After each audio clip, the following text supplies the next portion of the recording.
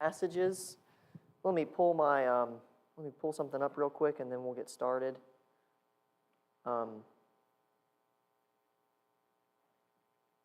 Just got a lot going on. Here we go. All right, so I learned something really interesting that I want to share with you and read with you. There were these two rabbis who lived a long time ago, and one of their names was Hillel, and one of their names was Shammai. Okay, one of them's names was Hillel, and another one's name was Shammai. And there's this Jewish commentary. Okay, y'all know what a commentary is. Just a big book with interpretations about the Bible. There's a Jewish commentary that I think was written around 500 AD, something around 500 AD. I may be a little off on the numbers, but I'm pretty sure it should be around the year 500 AD. You've got my keys, yes? Good. Kristen Sims for everybody. There we go. She's great. It's called the Talmud. The Talmud. Okay? And it's a commentary on the oral traditions of the law. Okay? There's not going to be a test. You don't have to write this down. But in this commentary, the Talmud, these two rabbis are often talked about, and the conversations that they have about the law and about oral tradition are referred to a lot. And there's a really interesting story I learned about while thinking about this particular lesson that we were going to talk about today that I want to share with you. So one of them's name was Hillel, and one of them's name was Shammai. And it seems like when you read about Hillel and Shammai, Shammai was the one you didn't want to be like. Let's just put it that way. Shammai was kind of the guy that you said, I don't want to be like him. And Hillel was kind of like the hero. Okay, so you got these two rabbis, and Shammai is the one you don't really want to be like. Okay, there's this little story in the Talmud.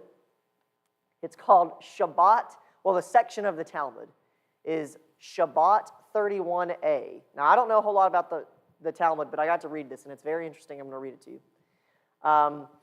And what happens is, there's a Gentile, right? These people are Jewish. There's a Gentile that comes to these rabbis and says, hey,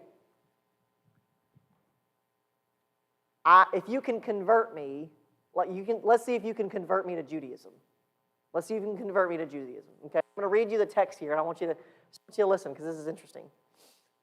Now, of course, this is not the Bible. We all know that. Yes, this is just a story to make an illustration about broader things. Okay. It says, there was another incident involving one Gentile who came before Shammai, the one that you don't want to be like. And he said to Shammai, convert me on condition that you teach me the entire Torah. We know what Torah means. Torah means law. What's going on, guys? It's good to see y'all. Torah means law. Okay? So there's this Gentile, and he comes to this rabbi, right? And he says, hey, I want you to convert me to Judaism, and I'll convert to Judaism if you can teach me the entire Torah, okay, while I stand on one foot. Now, we understand Torah is like 613 laws, according to the Talmud. Right? It's really big. And so he's playing a game with him, and he says, I'll convert to Judaism if you teach me the Torah in enough time where you can dance on one, like stand on one foot. Okay? And it says, Shammai pushed him away with the builder's cubit, which is like a measuring rod. He got like a yardstick, basically, and smacked him, right? He says, you're stupid. Whack, right? This was a common measuring stick, and Shammai was a builder by trade. The same Gentile came before Hillel. Okay, this is the other rabbi. And he said, and it says, he converted him and said to him, that which is hateful to you, do not do to another. That is the entire Torah, and the rest is interpretation. Go study. Right? So, this is a little illustration to show you something about what we're going to talk about with gentleness. Okay, gentleness. And Hillel was known as a gentle person. Or it could be translated as humble. Now, they're not the same thing, but they are similar. But this rabbi was known as being humble or gentle. So, let's talk a little bit about gentleness this morning. That's what we're doing in our Fruit of the Spirit class. And I was reading a little book about this, and it says, someone once asked, who are those who are meek? Now, meek is another way to say gentle. They're the same word, okay? And the answer was, those who give soft answers to rough questions. So the meek or the gentle are those who give soft answers to rough questions. Okay, Kristen has my keys, okay. Another way of thinking about it, it's the mean. We understand what mean means. It's like the middle ground, mean, median, and mode. I'm having flashbacks to high school math, and I'm getting chills or something. Oh. The mean, this is Aristotle, okay, who said in his Nicomedean Ethics, he said, gentleness is the mean between the extremes of excessive anger and the inability to get angry. Now, what do y'all think that means? That second one. This is gentleness. Would y'all agree with that statement, or does it make sense at all? It's like you have two extremes. You can either be crazy, way over here, or you can say, nothing bothers me at all.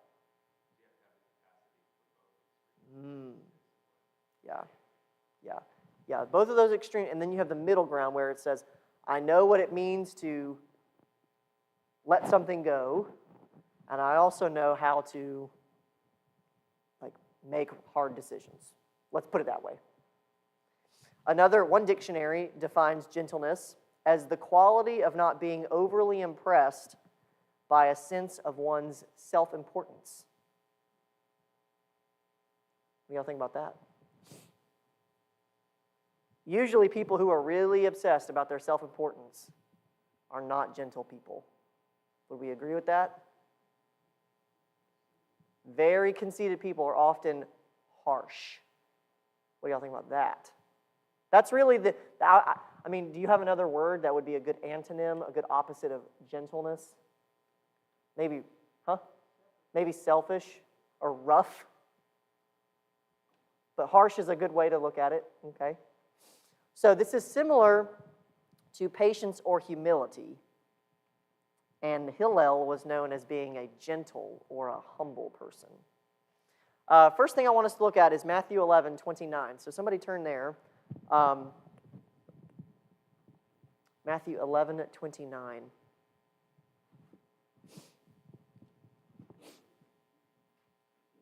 And whoever wants to read it is welcome to read it.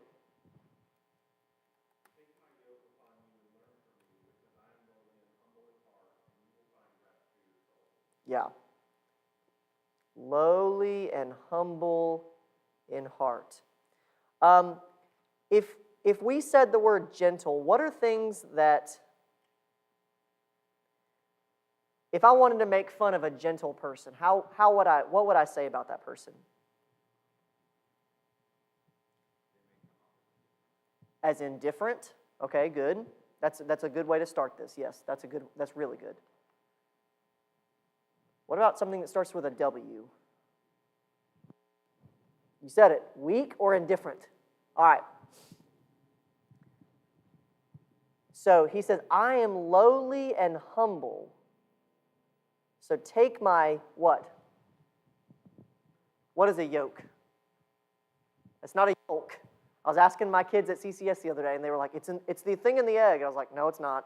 It's not the thing in the egg. Okay. What is a yoke?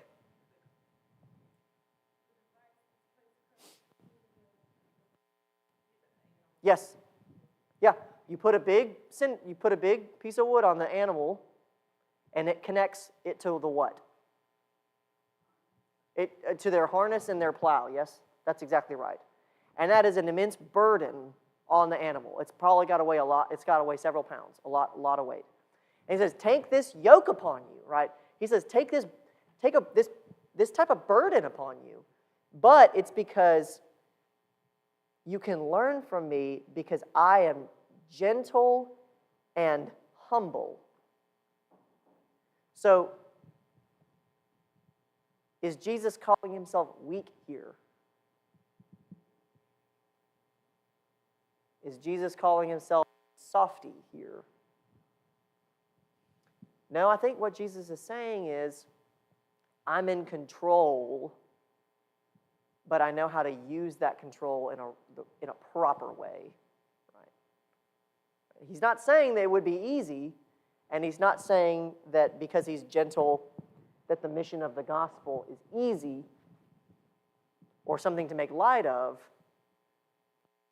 He's saying, I offer you a new way of living by giving you this new type of burden. He's defining a burden in a new way, which is the elegance of what he's saying, is that you have a yoke that is inherently weighty, and yet he's humble and lowly and meek. Yes. And he says, and you will find rest for your souls. So this is tied to the character of Christ when we talk about gentleness. Now, of course, we said that gentleness is a fruit of the Spirit, which means it's something that the Spirit produces, right? It's not something that we do and then the Spirit just shows up and says, you're gentle, right? This is something that the Spirit has to help us with, and ultimately something that the Spirit does, right?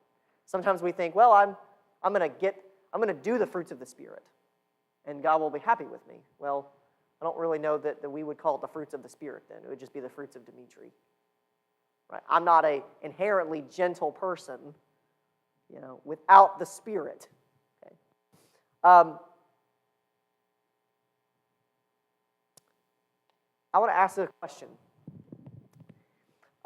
What do people take others seriously? If you have a meltdown all the time, if you have come-aparts all the time, do people take you seriously? Why is that? Okay. Yeah. Cry sheep. Sheep! No, okay, of course. Yeah, okay, it's kind of like crying wolf. So if you lose your mind all the time, even if it's something you may even think is important, and it may even be important, but if you have a come apart all the time and you lose control, people don't really respond well to that. Right? So I'll tell you a funny story. I don't know how my students took this the other day or not, but a student, he will go unnamed, but he got really upset in class the other day because he was losing our review game at one point in time in the game.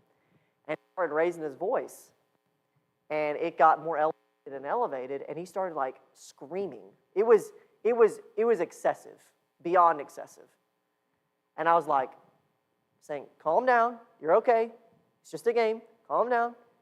And he just kept screaming, and I was like, calm down, it's okay, you're good, like, let's just move on. And he kept screaming, and I thought, all right, if you want to scream, I'll scream. Let's see what happens. Let's see what happens. And it was the goal was to publicly shame him, to demonstrate to him his behavior was out of line and inappropriate. But that was the first time that class had ever seen me raise my voice.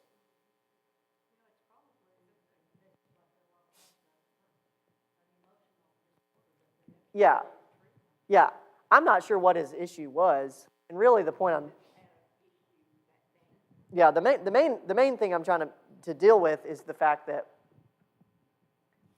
class is not going. No one really is going to respect you if you lose your mind all the time. And it's really interesting because if you think about yes. Did you have something? Okay. If you think about, I'm sorry, I thought I saw you. If you think about the stories in the Gospels where we find stuff out about Jesus, how many times did Jesus like lose his mind? Like once or twice? Okay. Like maybe when he cleared out the temple, you know. But even when it says that he like rebuked people, like there's one time in the Gospel of Mark where it says he got angry because someone came to him trying to get someone healed, and he got angry because he said, I didn't come here to heal people, I came here to teach. It's a really weird story, and there's some textual variants there because scribes are like, why is he getting angry? But there's not really a lot of times where we see Jesus just like lose his mind. And that's significant because that doesn't mean that Jesus was weak. How do we know Jesus wasn't weak? What are some things that he did? Okay, so he walked on water. We could probably that's certainly true, but let's see some other things he did, like some things that we know that show like immense strength. Okay, he healed people.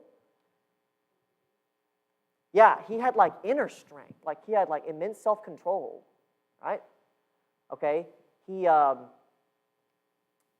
stopped storms from happening by speaking.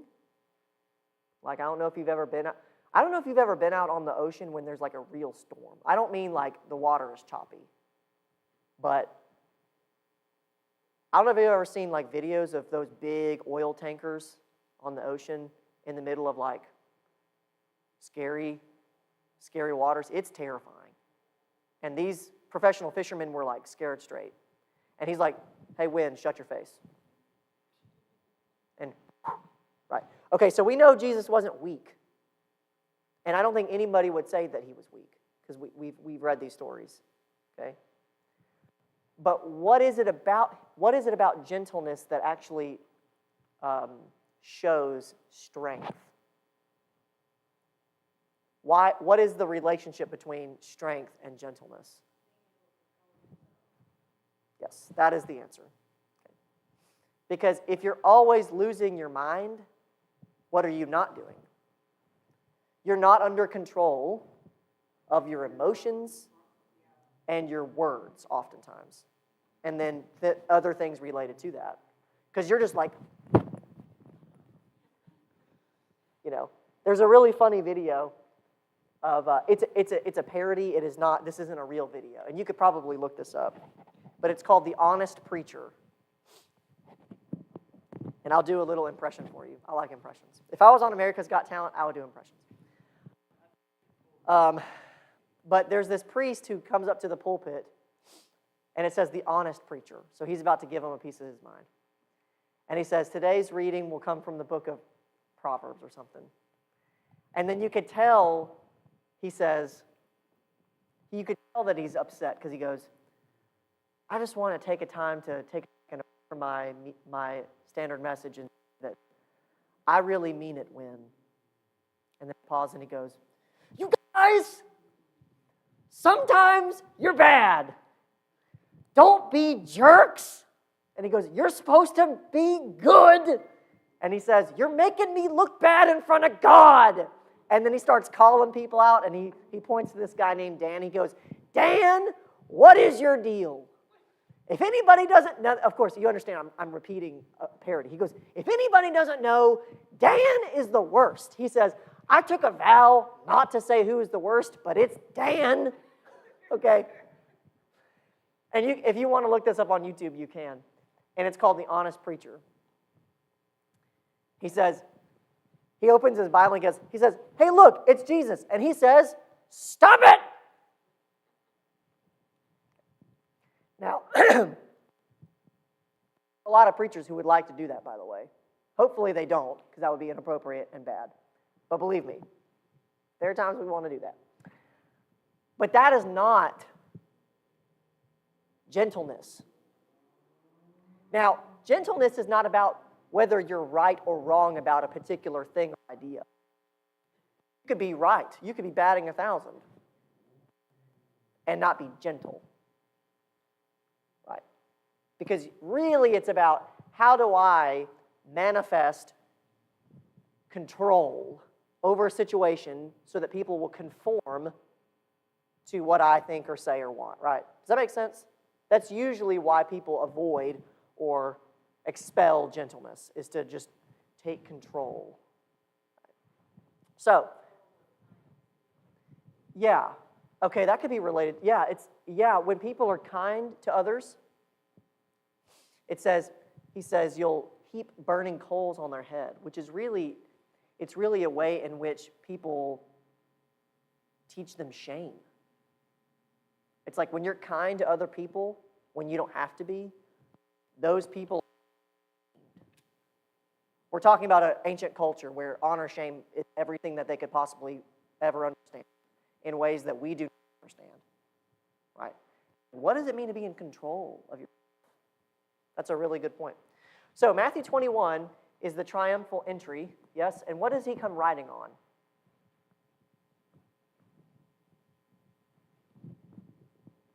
He's this king, right? They're actually laying down palm fronds and saying, Hosanna, which I don't know if you know this, but Hosanna is just a English way of trying to say the Hebrew for please save us.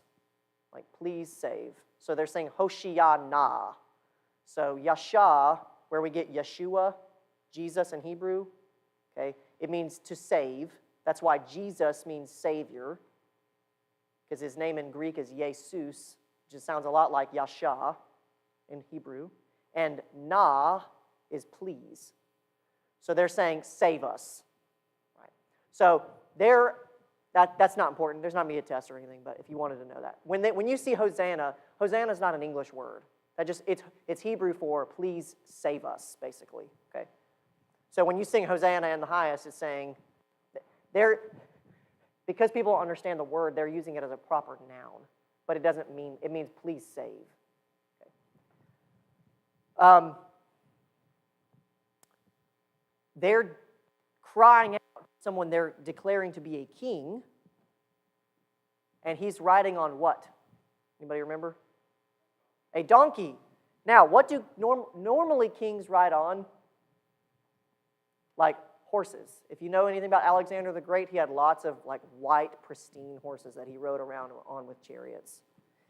So, not only was this evidently to fulfill a prophecy in Zechariah 9:9, which is in and of itself a really good reason to do that, but what was Jesus trying to tell people about his kingship and messiahship?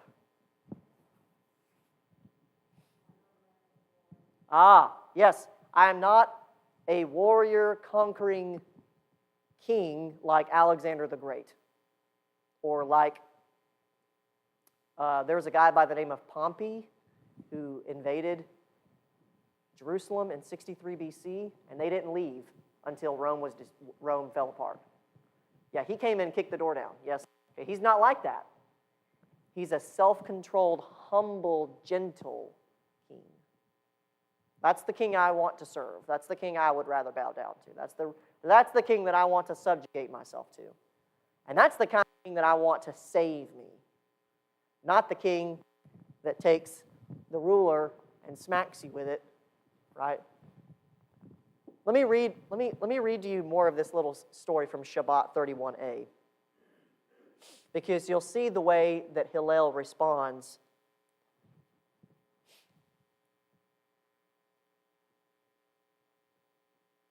Okay.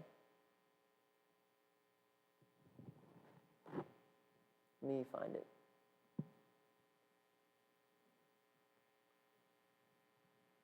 It says, the man went and waited let me go up here. Yeah.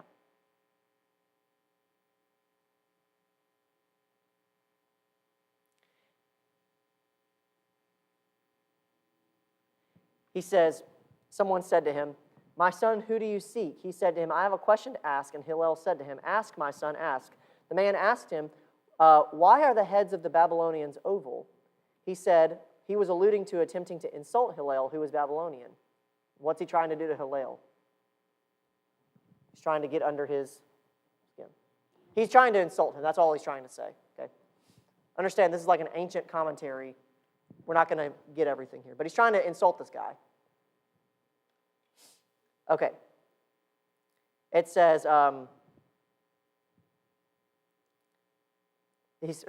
one of them said, I will aggravate him. He was alluding to and attempting to insult Hillel, who is Babylonian. He said to him, my son, you have asked a significant question.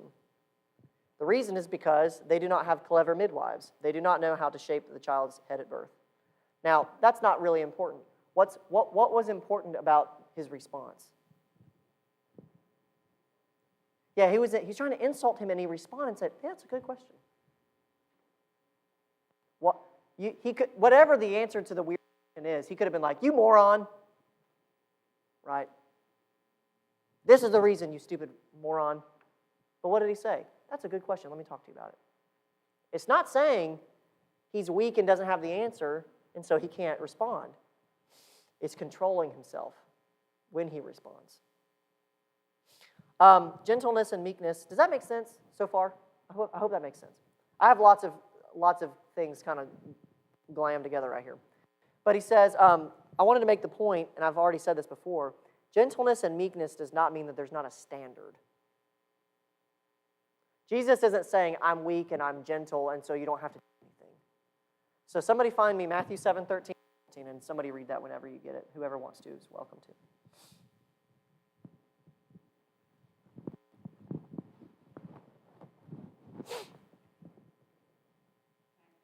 7:13 and 14.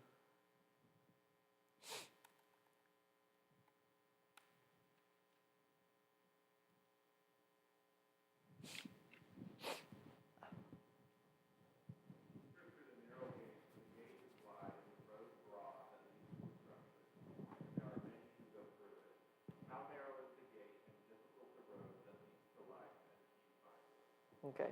I thought he was this like gentle, nice, peaceful guy. Like you have a really difficult road. And it sounds like what he's saying is the majority of the people who follow, the majority of people won't walk the path that I've set out for them. What about Luke 9:23? Luke 9:23.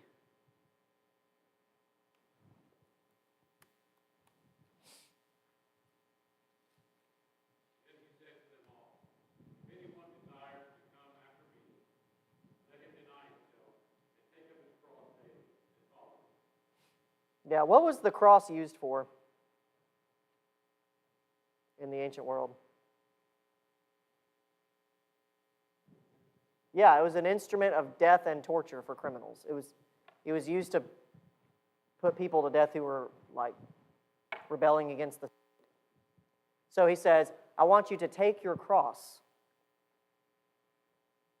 Okay, we wear crosses on our necks because we think that they are a symbol of Christianity and how Jesus is awesome, and like that, I think that's true. I don't have an issue with that at all. But I'm thinking if someone saw us doing that 2,000 years ago in the ancient Greco-Roman world, they would be like, "You're insane. Why would you ever put that on your body?" Okay, so I don't think what Jesus is saying is, well, there's no standard. I'm a nice, gentle guy. You can just do whatever. Like you have free time. You have a free day. He says, like the cost of discipleship is great. Luke 14, he'll make several illustrations. He says, I want you to count the cost, right? He says, what man is there who wants to build a tower? He doesn't do what does he do first? He first sits down and sees if he has enough clams to build it, or else he'll run out of money and his friends will laugh at him. He says, what king, if he wants to go out in war, in battle against another king, doesn't first sit down and see what? If he has enough homeboys, if he doesn't have enough broskies to go and fight this king. Because then, if he doesn't, he's going to have to go and offer terms of peace, and they're going to laugh at him. He says, you have to count the cost. And normally the cost is great. Right? He's not saying there's not a standard. I think that's really important. Gentleness is not about not having rules. Jesus will make the statement, and I want us to think about this, not just the first part, but the second part. Blessed are the meek, for they will, does anybody know the rest of that sentence? Inherit the earth.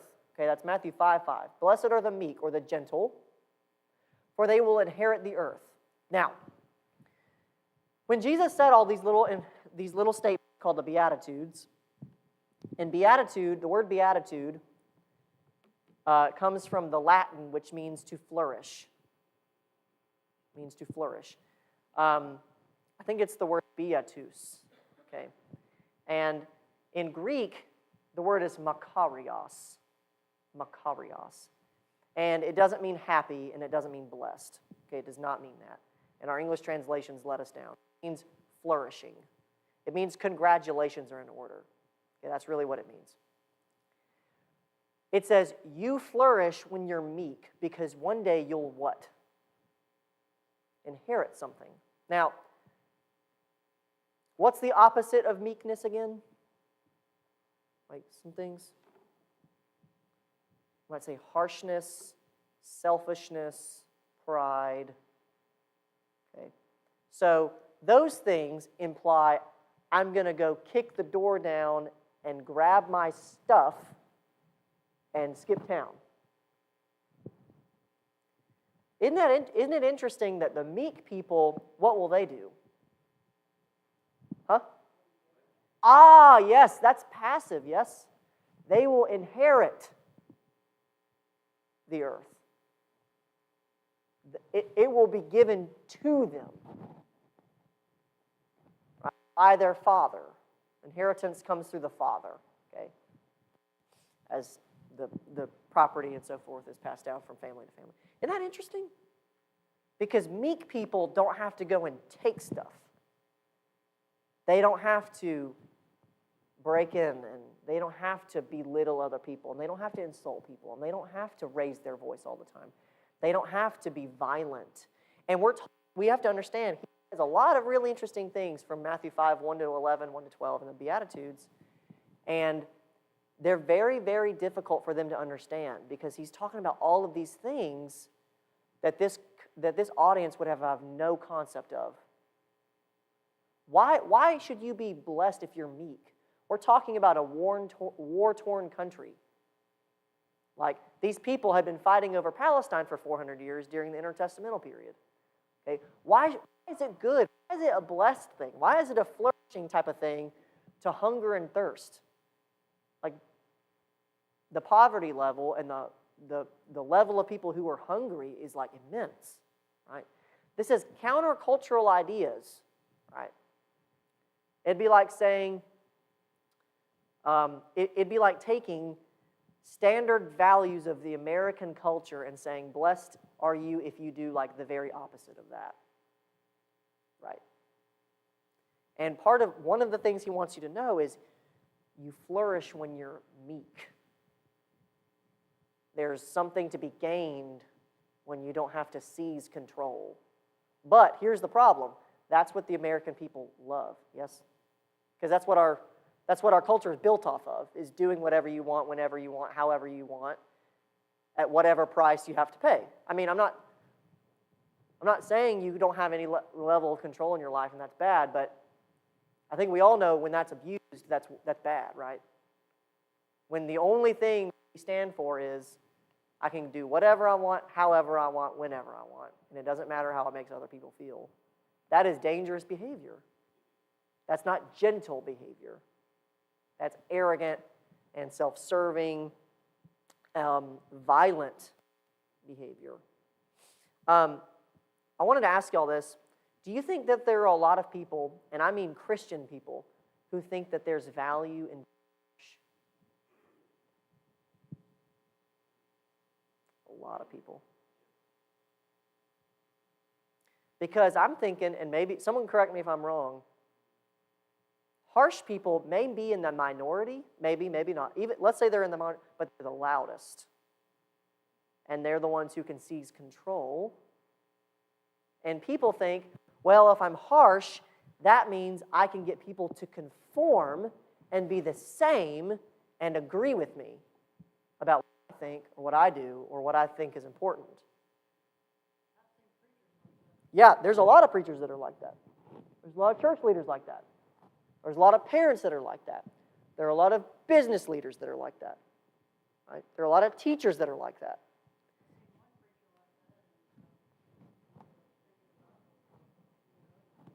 Yeah. Yeah. Yeah. That is not the Spirit working in the believer. Harshness is not a fruit of the Spirit. I don't care who you are. I don't care what position you hold in business or in a church or as a world leader or how much money you have, how many degrees you have. Harshness is not a fruit of the Spirit. Now, oftentimes, taking control, ultra-conservatism, the inability to listen is praised, but that's not a fruit of the Spirit. Because that's all tied to arrogance and harshness. So that's arrogance, pride, and ignorance being manifested. I want us to read, well, actually, you know what? We won't read that. I want to make a couple of broad points. The first thing I want us to think about is gentleness is faith building. Gentleness is faith building. Gentle people are teachable. Yes? When you don't have to have your way all the time, what do you probably do more? You listen and you learn. It bugs me to no end to see people who are unwilling to learn from others and to just shut their face and listen. It bothers me. I don't care if you're 95 years old. You have something to learn. And people who are unwilling to learn from others, whether they be older than them or younger than them, are not gentle people. Okay. Gentleness is tied to submissiveness and the ability to be teachable. Okay. So being gentle is about letting go of pride and ego. Right? Learning how to handle conflict in a responsible and productive way. Right? Usually when there's conflict and you have someone who's not being gentle, that only makes it worse. Because it's like, I've got to do it my way. Right. Gentle people do not incite conflict. They don't start conflict, do they? They're going to be the people who actually do what instead? Help resolve the conflict. They're never going to be the people who start the conflict. Okay.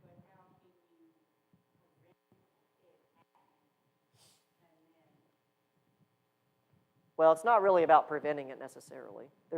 Conflict is important and necessary, but it's about how you respond to conflict.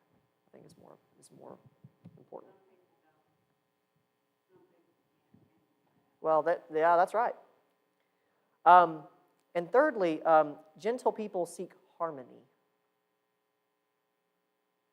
Okay. Now, what does harmony mean? Balance. Good, balance. Peace. Okay, peace is tied to that. Yes, definitely. Synergism. Working together. Okay. Now, harmony is not conformity. We understand that, yes? Okay, so if you and your spouse go out to see some like really nice choir where everybody's singing at like a professional level, and everybody's singing their harmony, that doesn't mean they're singing the same. Yes? We understand that? They're not the same.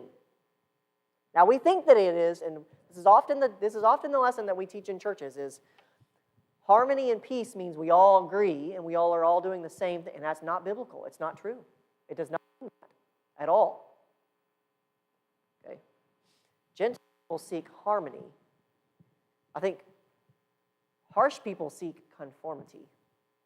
It's everybody fall in line to what I say, think, or believe, or there will be consequences. Harmony is not everybody is on the same page about listening to me. And what Paul says in Ephesians 4, he says, make every effort to keep the oneness of the faith. to keep the unity of the faith. How often do you think people make every effort to bring about unity and harmony? Now, a lot of people give a lot of effort to bring about conformity. That they do. But I'm asking about harmony. Often do you think people make every effort to be gentle? Okay, the reason why people aren't gentle is because they're not giving it. They're not self-controlled people. Harsh people divide. Like people who aren't gentle create schisms in the church and in families and businesses and social structures. In any context that you find yourself in. It doesn't have to be anything specific that we could name off our head right now. Wherever you find harsh people, you'll find division and schisms. That's scary. So, I'm thinking that we all have had times where we would rather be harsh than gentle. And I'm thinking gentleness is tied to, what does it mean to play the long game? What does that mean? It's tied to patience. Yes, that's exactly right. It's tied to patience. Yes. So patience is about saying, or playing the long game is about saying, I will wait now and not have instant results so that something better can happen later.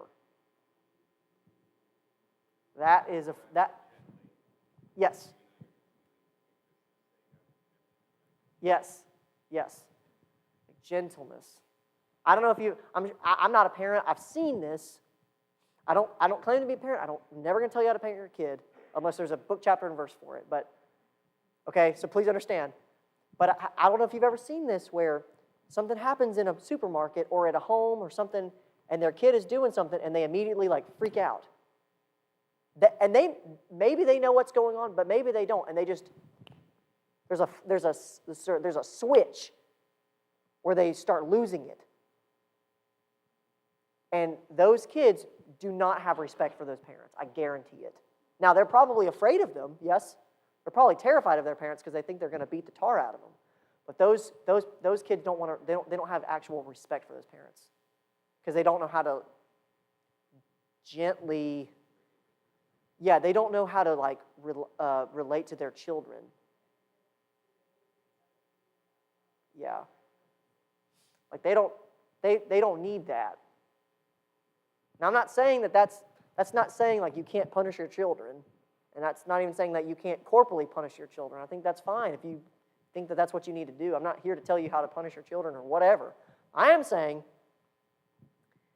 often what we see is the parents want their kids to conform to a particular standard immediately rather than teaching them this is appropriate, this is not, whatever it is, so that they would learn to do something or to not do something, whatever. Okay, there's a reason why Jesus didn't lose his mind all the time. And yet, thousands of people followed him everywhere, right? And it's not because when he saw someone's behavior out of line, he was like, ah! Right? Some things to think about. We got to be done. We're right on time. Last time I took y'all 15 minutes over. I'm not going to do that again. So we're going to be done for this morning. Appreciate some comments, really good comments, and so thank you.